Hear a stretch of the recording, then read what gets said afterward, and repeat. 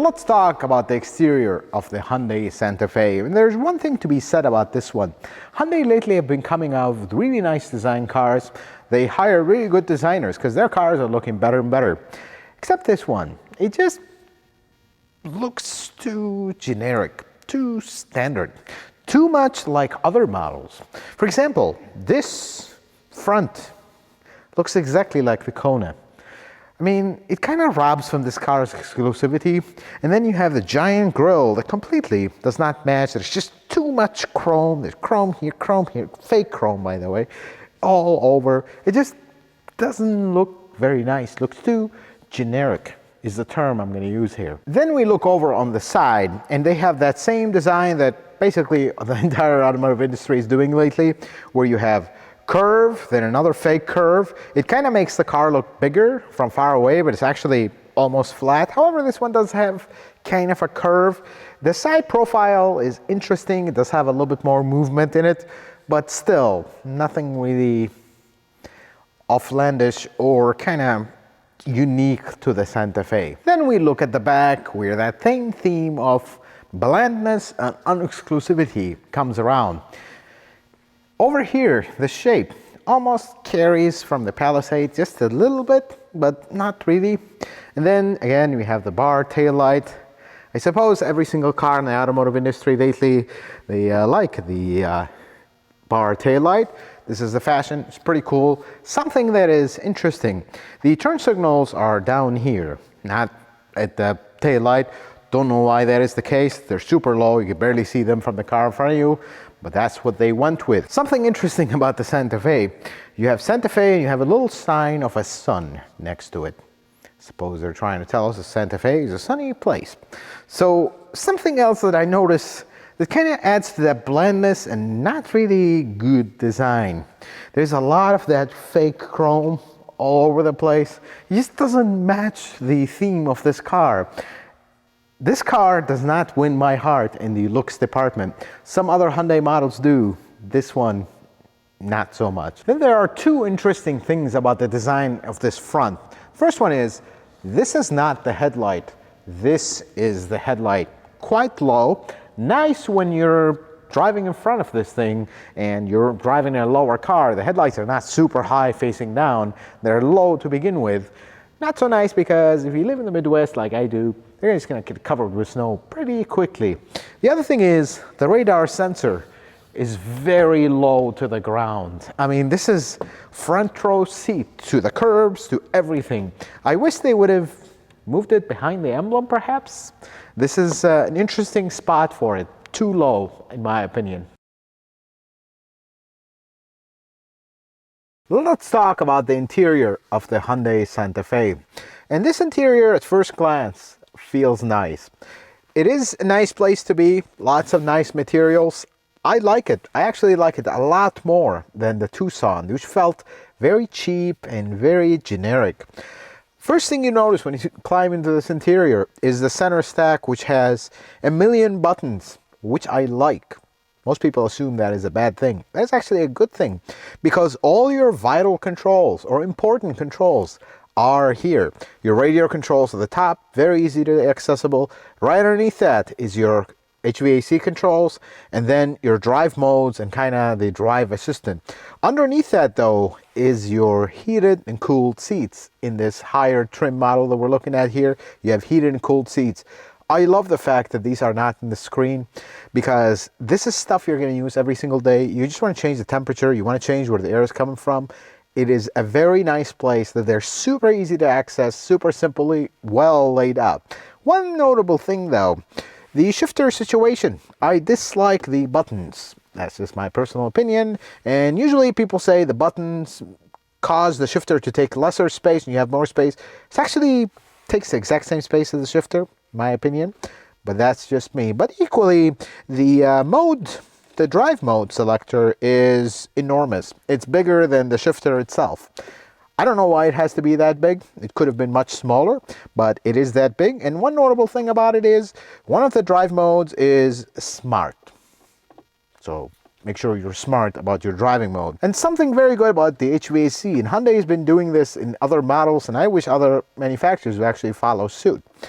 you have two things that are interesting. The first one is the auto button.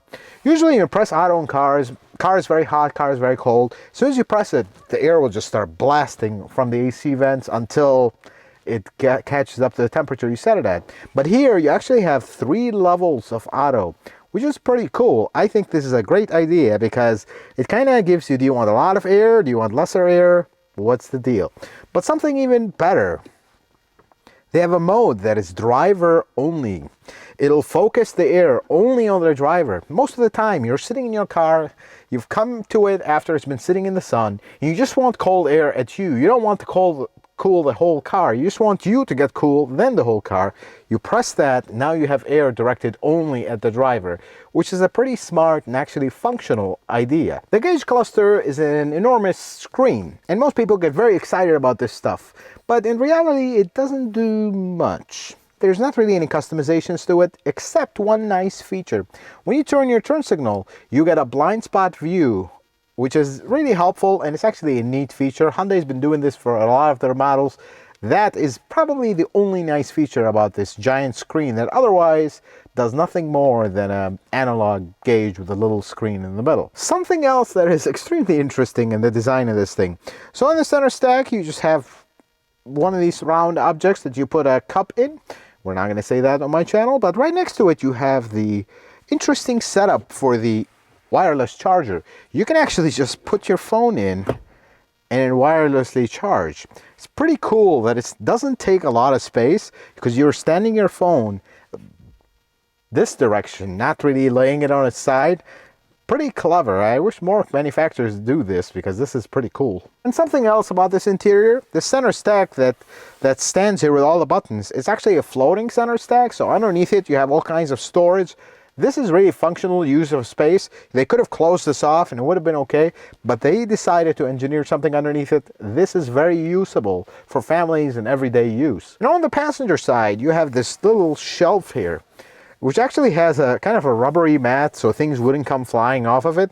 This is actually a cool design and this is functional.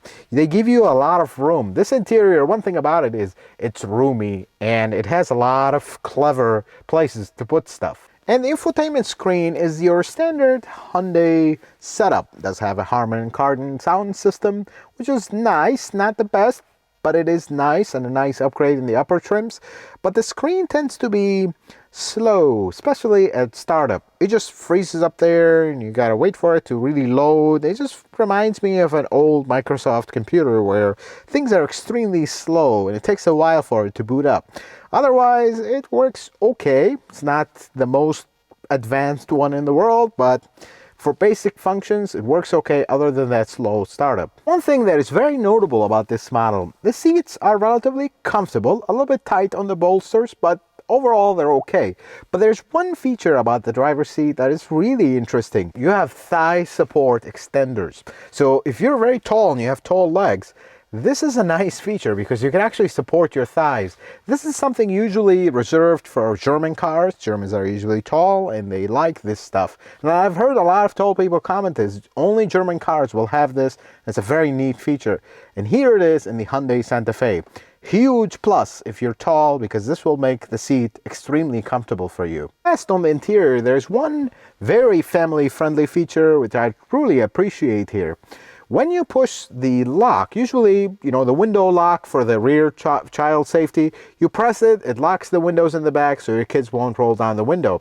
But additionally, this one does one more thing. When you press it, you can't actually open the rear doors anymore. So it not only locks the windows, it locks the door handle from opening as well. This is very cool. If you're a parent, you already know why this is so cool. We're in the back seat. I am 5'7". I have loads of space. This is very, very spacious in the back. And actually, one thing I will note here, usually when you sit in the back of cars, you know, even if you have legroom, the seat comfort is not the greatest here.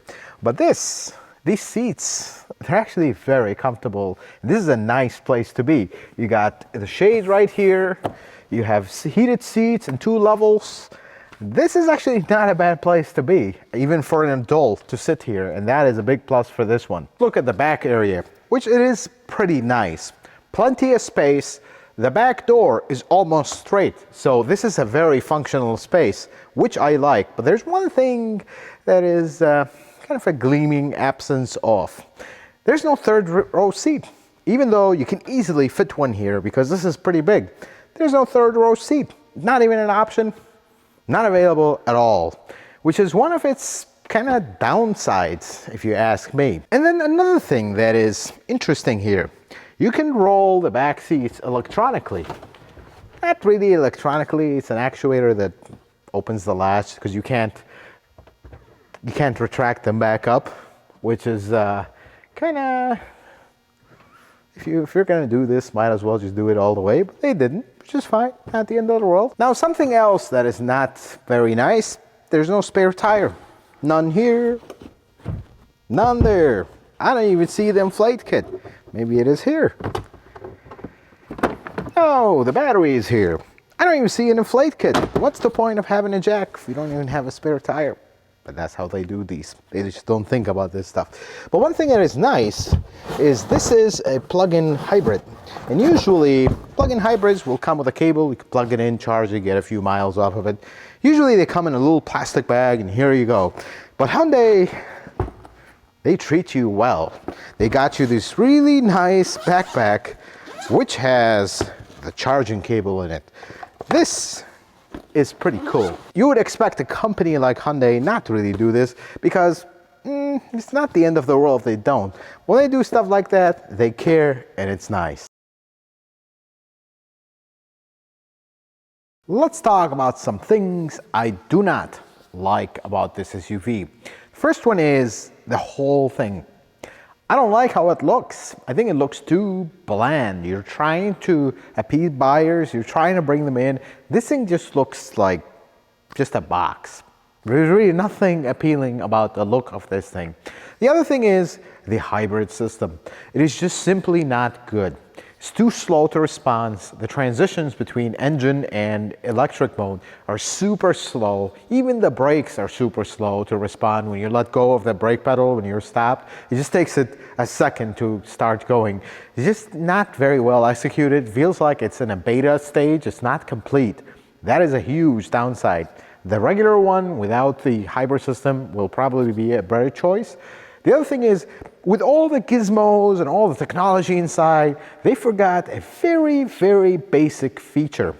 The first day I got this car, it was night. I went out to drive it at night, see how it feels like. I wanted to turn the map light on. Where is the map light? Oh, it does have a map light, but the button to turn on the map light is not lit. I literally had to fumble for a while to find it and turn it on. Would be nice if they were lit. This is actually something you're going to be using at night with your family. You want to see something, you want to attend to your kid. You have to keep fumbling until you find where the button is and press it to turn on the light because they're not lit. The other thing is, I really feel like this should have a third row seat. It does not.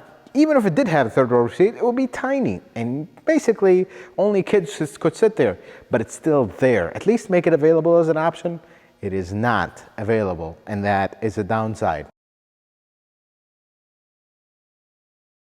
So what is the final verdict on the Hyundai Santa Fe? While this is a nice SUV on the inside, the outside looks really generic. It does lack some basic features, like family features, like a third row seat. What makes up for that is a super comfortable back seat. I thought the back seat was actually a lot more comfortable than a lot of mainstream, more successful models. The interior is relatively nice. The materials are nice. The features are nice. It's not perfect, but it is functional, and that I do like and appreciate. I do not like the hybrid model at all, and especially the plug-in hybrid makes it even worse. You're paying more for a system that is not done well. I think the non-hybrid will be a better choice.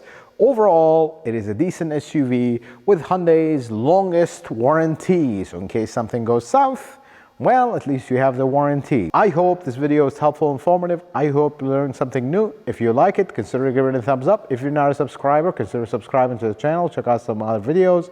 And until the next video, folks, may the Lord bless you and keep you, and you have yourself a wonderful day.